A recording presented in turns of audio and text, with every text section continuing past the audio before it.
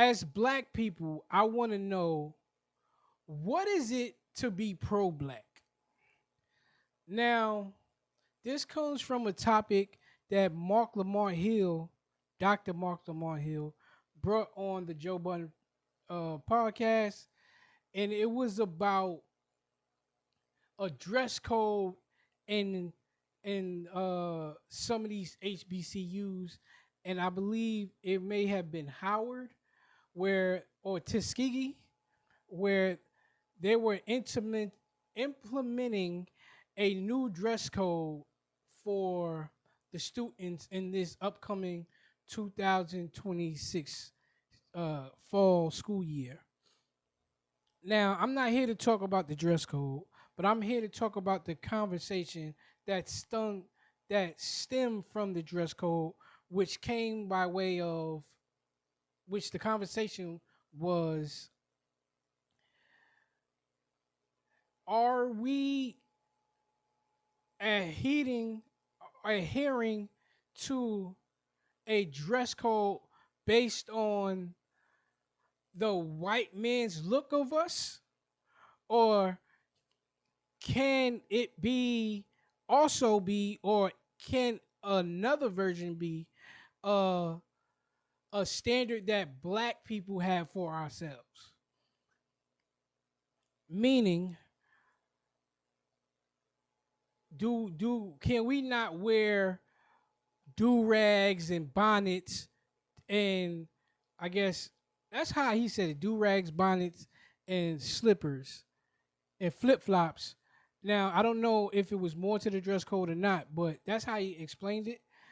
Maybe it was pajama pants or whatever, whatever. But is there should there be a dress code to show up to class or show up in society because the white man want us to look a certain way and we have to present a certain way to get a job or whatever.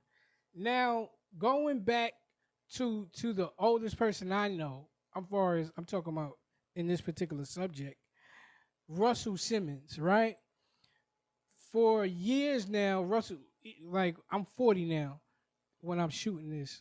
So years ago, back when I was a teenager, I don't know, I seen Russell Simmons say, I don't wear suits and all that to meetings or whatever, whatever. Now he was a well established businessman at the time, but he was saying, listen, I know what I give to, like I know what I have in my, like my talent.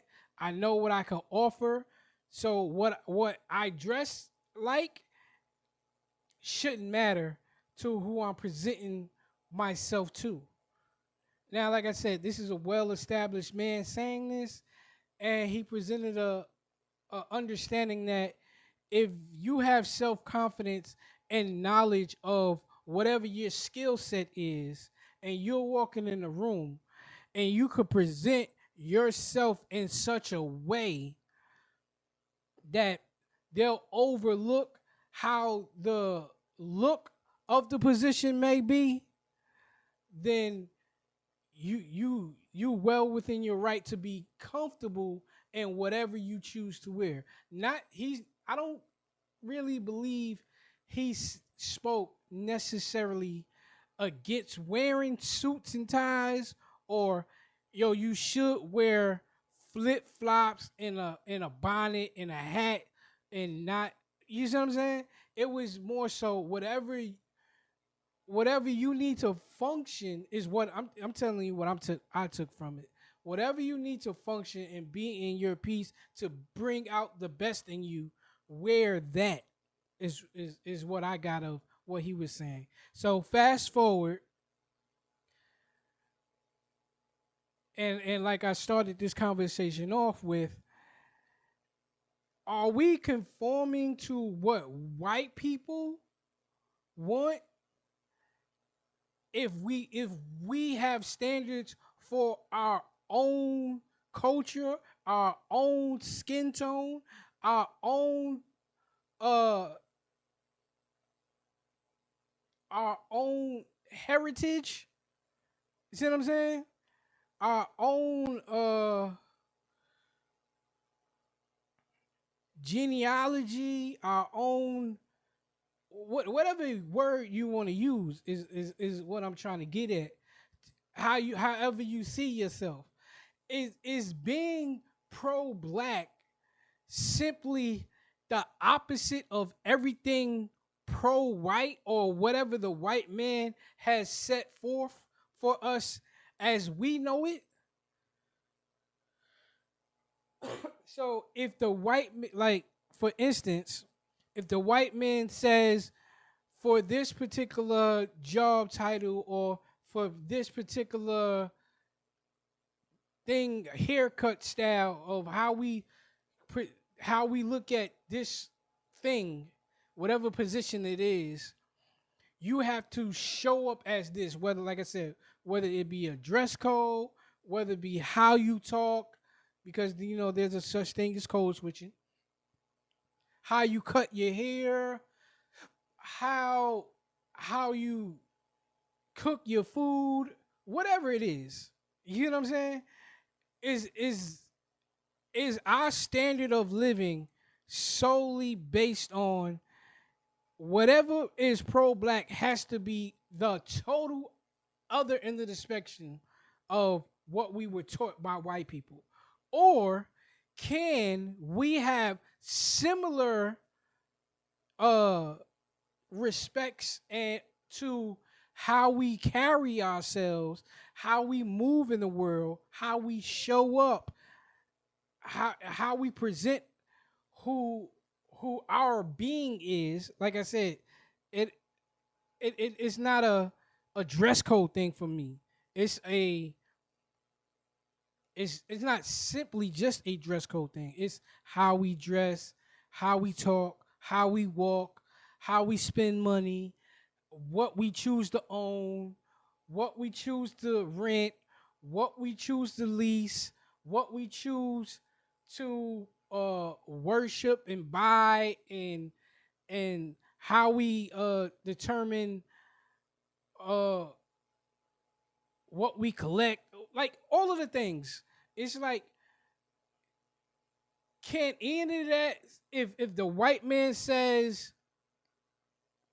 Porsches and BMWs are cool, is it a pro black thing to say Porsches and BMWs are cool because of the look of it, or the style of it, or the precision, the the precision it takes to make this particular item, these Porsches, and the care or the scarcity because it's value in low quantity of a thing.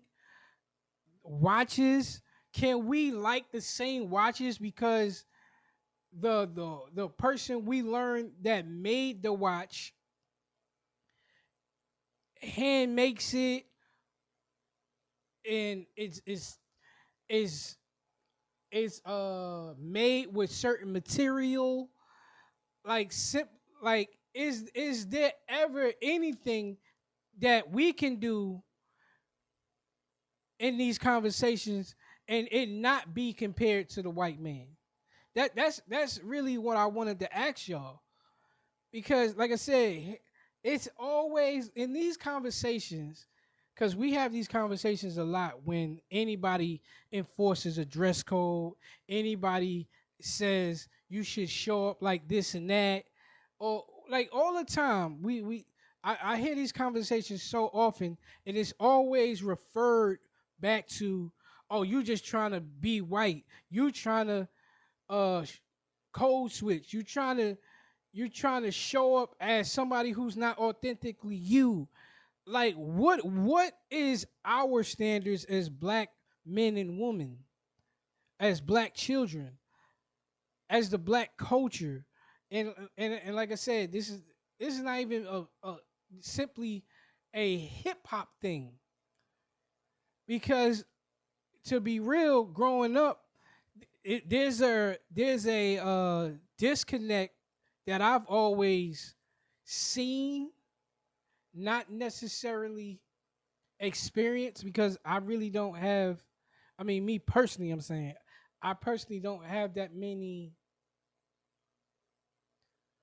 high upper class friends, I guess I would say. You know what I'm saying? Like I've met people in life who were different because we grew up in different regions of the world. I live in the South now, so I grew up in New York. So we have different understandings of life, city life, country people. My wife is a country girl, born. You know what I'm saying? She moved to the city young, but she spent a lot of time in the country still. That's where her family is from the country. But so yes, I met a lot of different type of people in my life, but I don't know too many upper echelon black people that I call true friends. I just don't have that. So, but like I said, I know there could be a disconnect culturally and how we were raised, and I'm cool with that. But what I'm saying is, as a people, we like to call some of these people Oreos because we feel like this is a black person we're looking at that presents, but a lot of their ideologies and how they perceive life may not be of what we're used to. So we look at them a little different. They look at us a little different. And that's just a real part of life. But just like I said, a standard as a whole, the standard as a whole as just being melanated people. Can we not have our own standard of how we want to present, whether like in front of the world or to ourselves, without being a reference to a white man? uh, it's just I'm tired of the conversation, like a dress code at Tuskegee or Howard or any HBCU. If we have an issue with the dress code, let's have an issue with the dress code. Everything doesn't have to be referred back to, oh, it's the white man you trying to look forward to. It's the white man this and it's the white man that. I I do believe we can have similar, pardon me, or the same standards as somebody who once colonized us, obviously here in America, who we may have gotten our traits from because we are not here in America. A lot of what is it, foundational black Americans, if you want to say that, aren't connected to their roots in Africa as somebody who's not foundational black American and who's like Caribbean or something like that, where they got family from the Caribbean islands and they know them people, or somebody who is from Africa who came over here later on and they may have roots to, not roots, a link to that side of their African heritage, but somebody like me who doesn't claim any Caribbean, doesn't claim African, like a somebody from Africa, is a New York City, Brooklyn, Red Hook Project, baby, black, you know what I'm saying? Everything I may have known may have stemmed from a white man who raised a slave and it passed on to generation to generation. Then it comes to me, right? Then I was born. I may look at the quality of a wine, like I said, a quality of a watch, quality of a TV, quality of a camera, quality of a microphone, computer, a car, how I dress, quality of clothes. Like I can really take an interest in these particular things, and yes, maybe it may be oh, white man's foundational blueprint. But if I do the research and and I and I really, like I said, I take an interest, I do the research, and I really understand why even they value these particular things, maybe it can be valuable to me after I understand what may go into the making of said things. So, like I said, I don't know the right answer. I'm not saying listen to me. I know the answer in this. This is actually for you to give me feedback because I want to know like how do you learn value of something you don't know? Now, like I said, we may look at sheets and say, I'm talking about bed sheets. You look at bed sheets and say, hey, a 1600 thread count sheet is a great sheet. Who sa- who determined that standard? You get what I'm saying? Now, when you lay on it, you feel on it. I mean, you feel you lay on the bed with the sheets on it, and you feel how it feels against your skin, and how it may bring a certain softness or whatever. Does it not feel good? Should we say, oh, that's the white man's standard? I don't know. I can say I can understand why a 16,000 or 1600 thread count sheet is different from a 150 thread count sheet. See what I'm saying? It's just simple things like that is what I'm like, things you can actually, what is it? Tangible items which you can actually touch, feel, understand, do research on. Um I just like I said, ultimately I want us to come to terms with whatever that is that makes us always revert back to the argument of, oh, you just trying to be appeasing to the white man. We have to, at some point we have to create a standard for us and what it means to be black, what it means to be melanated, what it means to be hip hop, what it means to be urban, what it means to be a descendant of slaves, of foundation, like whatever.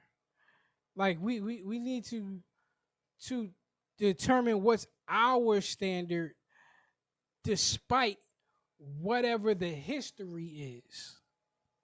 And I'm gonna end that on that.